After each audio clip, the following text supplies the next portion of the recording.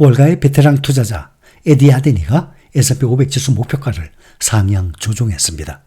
야데니는 S&P 500 지수 연말 목표치를 기존 5,400에서 5,800으로 높여서 현재 수준 5,522에서 약 5% 정도 더 상승할 것으로 전망했습니다.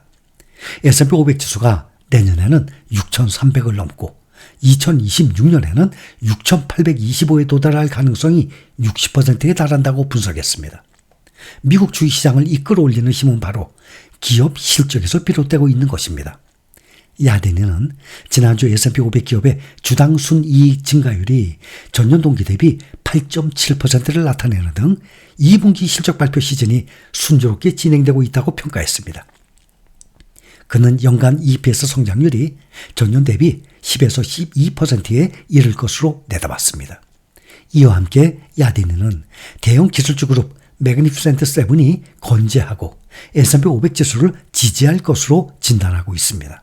다만 미국 대선과 연준의 피벗, 통화정책 전환 등으로 단기 변동성이 있을 수 있다라고 조언을 추가했습니다. 그러나 또 반대로 뱅크 오브 아메리카는 미국 주식시장에 S&P 500 지수가 이미 올해 고점을 찍었다고 분석했습니다. 뱅크 오브 아메리카의 사비타 수브라마니안 미국 주식 및 퀀트 전략 책임자가 이틀 전 투자자 메모에서 올해 연말 S&P 500 지수 목표치를 현재 수준보다도 2% 이상 낮은 5,400으로 제시했습니다. 지수는 최근 대형 기술주의 실적 부진 등으로 고점 대비 하락했으나 여전히 올해 연간으로는 16% 정도 상승률을 기록 중에 있습니다. 수브라마니아는 1936년부터 데이터에 기반해서 S&P 500 지수가 5% 이상 하락하는 경우는 연평균 3회 정도, 10% 이상 조정받는 경우는 연평균 한 차례 발생했다고 지적을 했습니다. 그는 이어서 8월과 9월은 계절적으로 미국 증시가 약세를 보이는 시기고 11월에는 대선이 있어서 시장 변동성이 커질 가능성이 높다고 전망했습니다. 그는 12월까지 지수 상승세가 둔할 것으로 예상을 하면서도 본격적인 약세장은 없을 것이라고 내다봤습니다. 세계적인 투자자 워런 버핏이 이끄는 버크셔 해스웨이가 미국의 대형은행 뱅크 오브 아메리카의 주식을 9일 연속 줄이고 있어서 단순히 장기 보유주를 줄이는 데 그치지 않을 수 있는 것이다 라고 CNBC가 보도했습니다. CNBC에 따르면 버크셔는 지난 9거리일 동안 7,120만 주, 약 30억 달러가 넘는 뱅크 오브 아메리카의 주식을 매도했습니다. 매도 후에도 버크셔는 여전히 9억 6,160만 주의 뱅크 오브 아메리카 주식을 보유하고 있습니다. 시장 가치는 395억 달러 수준입니다. 이는 애플에 이어서 두 번째로 큰 규모인데 버크셔가 이대로 계속 뱅크 오브 아메리카의 주식을 매각을 한다면 3위인 아메리칸 익스프레스보다 낮아질 수 있다고 CNBC는 전망을 했습니다. 버크셔는 3일 오전 2분기 실적을 발표할 예정이고 이를 통해서 보유 지분이 큰 주식에 대한 추가 정보도 공개될 것으로 보입니다. 오늘 국제 유가가 급등했습니다. 9월물 서부 텍사스산 원유 가격이 4.26% 오른 배럴당 77.91달러로 거래를 마감했습니다. 지난밤에 하마스의 최고 지도자 이스마일 하니예가 이란 수도 테헤란에서 피살된 가운데 이란과 하마스가 하니예의 암살 배후로 이스라엘을 주목을 하면서 강력한 보복을 예고하고 있습니다. 이스라엘은 이와 관련해서 시인도 부인도 하지 않고 있어서 군사적 갈등이 더욱 심화될 것으로 예상되고 있습니다. 피터 린치가 이런 말을 했습니다. 내게 가장 많은 보상을 제공했던 주식은 내가 그 주식을 보유한 지 3년 차나 4년 차에 가장 큰 수익을 제공했다라고 말입니다. 여러분들은 지금 현재 가지고 있는 주식 몇 년째 보유 중입니까? 저와 함께 유튜브 시작하면서 함께 하셨던 분들 가장 오래돼봤자 4년이에요. 그 전에 5년, 10년 하신 분들도 계시겠지만 여러분들 보면 평균적으로 1년에서 이제 4년 차예요. 피터 린치가 내게 가장 많은 보상을 제공했던 주식은 내가 그 주식을 보유한 지 3년 차, 4년 차에 가장 큰 수익을 제공했다라고 말합니다. 주가는 우리가 예상한 것보다 더 오래 낮은 가격에 머무를 수 있습니다. 어떤 종목이 지금 그렇습니까? 그러나 우리가 예상한 것보다 훨씬 또 빠르게 상승할 수도 있습니다. 주가는 그 기업의 사업 실적에 달려 있습니다. 매출과 이익, 변동성이 심한 주식시장에서 주가는 결국에 매출과 이익, 결과 따르게 돼 있습니다.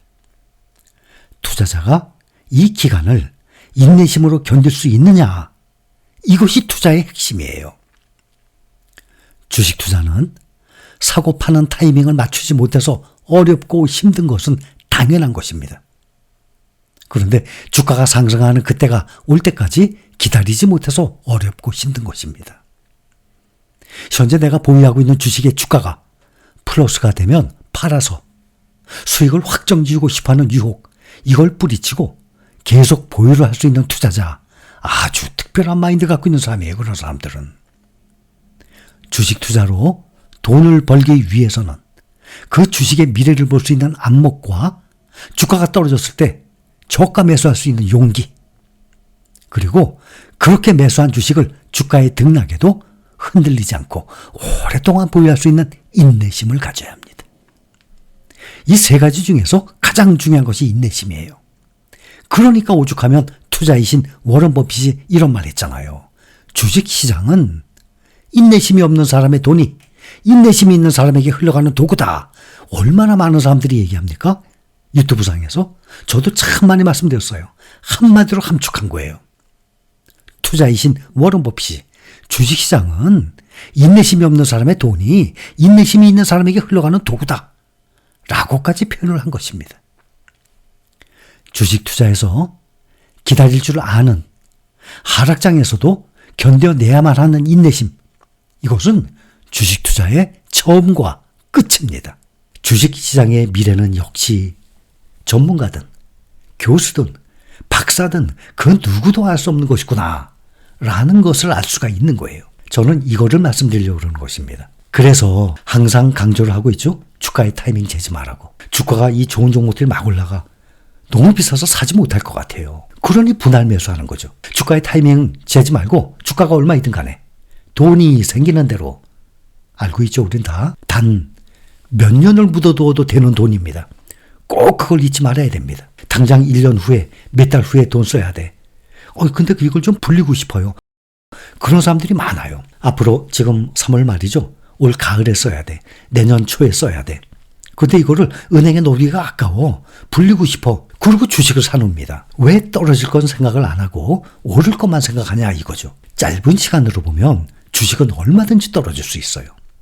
장기 투자를 하는 이유가 뭔가 하면 항상 말씀드렸고 많은 분들이 이제는 알고 계십니다.